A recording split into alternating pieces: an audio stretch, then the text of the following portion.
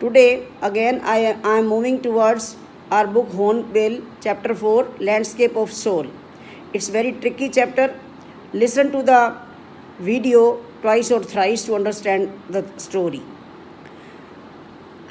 Landscape of Soul, as the title indicates, it is a story about paintings and painters. A painter named Woud Wouzi, who lived in the 8th century, was allotted to decorate a palace wall by the Tang Emperor Zhuangzong. It was his last painting. The painter hid his work behind the screen so only the emperor would see it.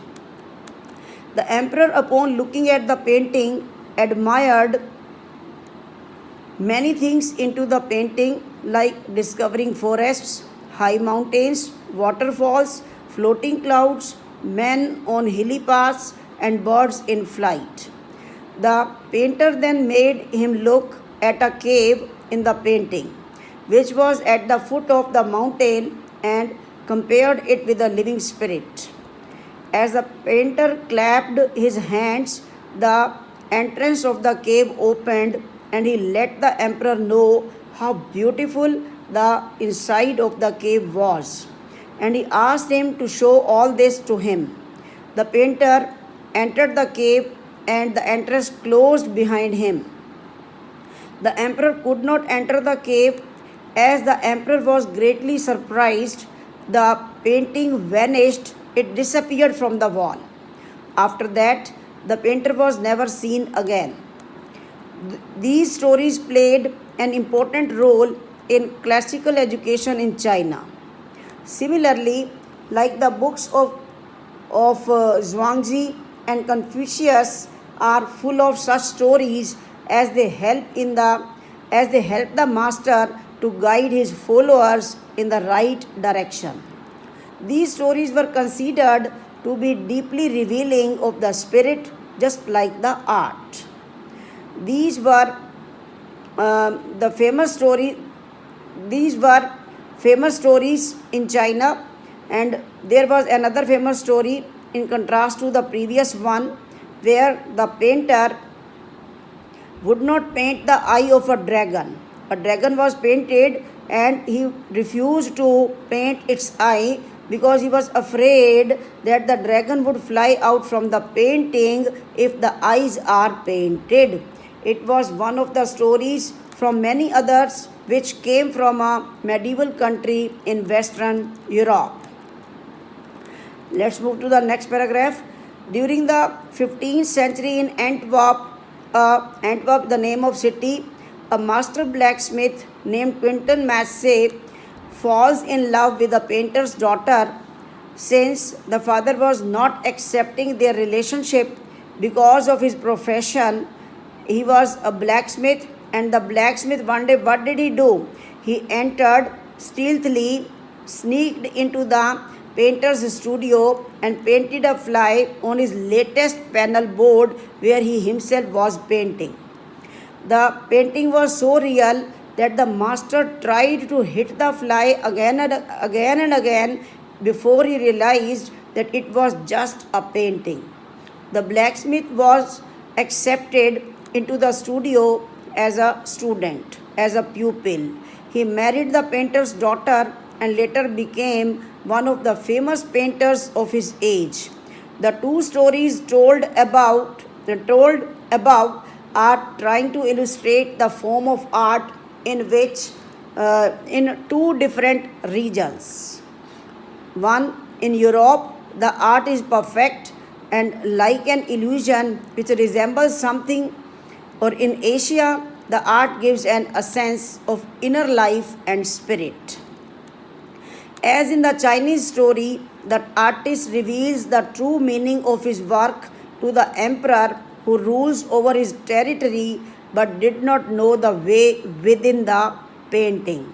The emperor only saw the outer beauty of the wall painting.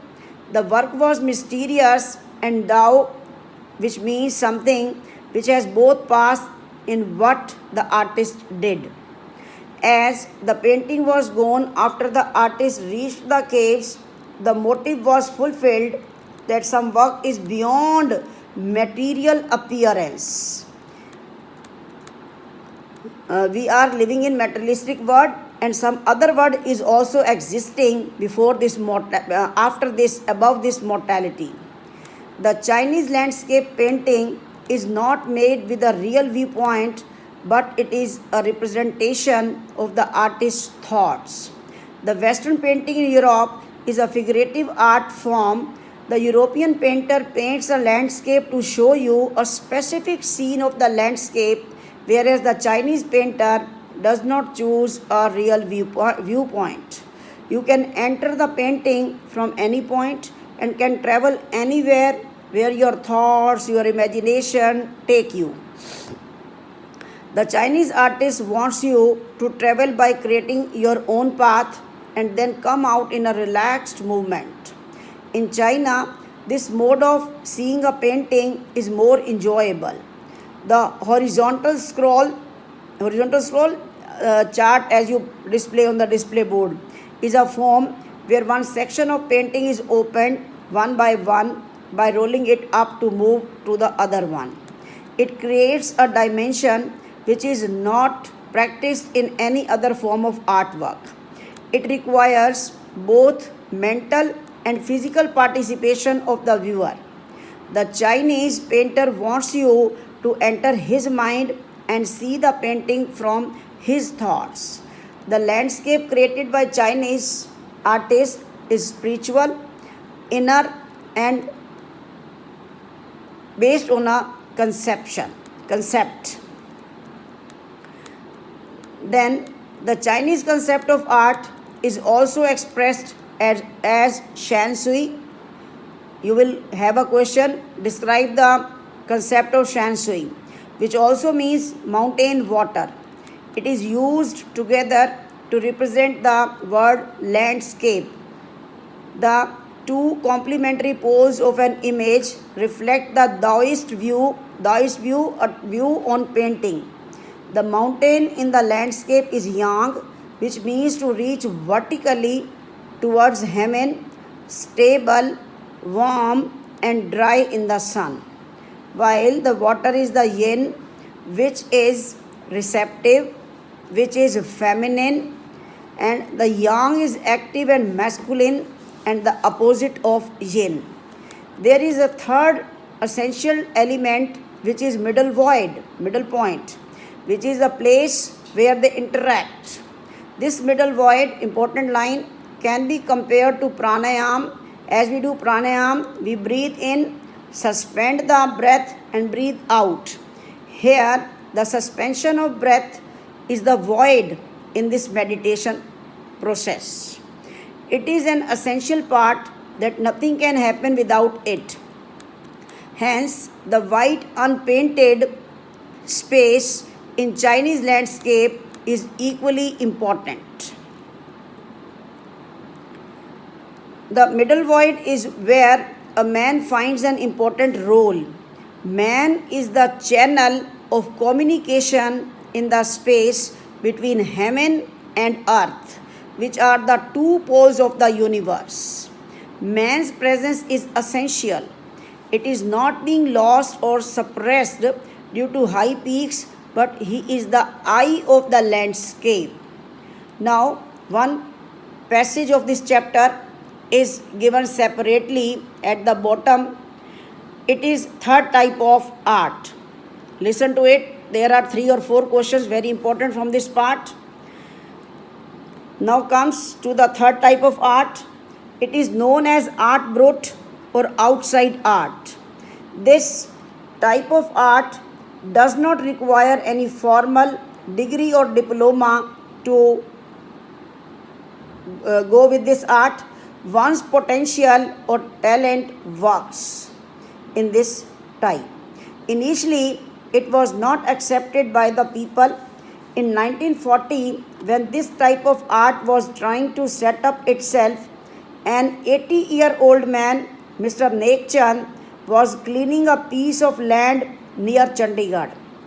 He used every type of waste material, like from bangle to scrap of car, From switchboards to the wash basins, whatever he could have, he created a wonderful garden in Chandigarh, which is known as Rock Garden today. Plenty of people from far and near visit this place every year.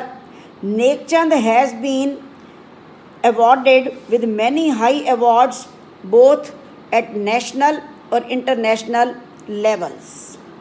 If anyone asks him how he feels to get such honor in his life, he simply replies that when I observe the people appreciating my work, appreciating my creation, I really feel proud, and that is the biggest award for me. And students, go through the chapter word by word. I have not left a single word, and I hope you will surely understand it. Thank you. Have a nice day.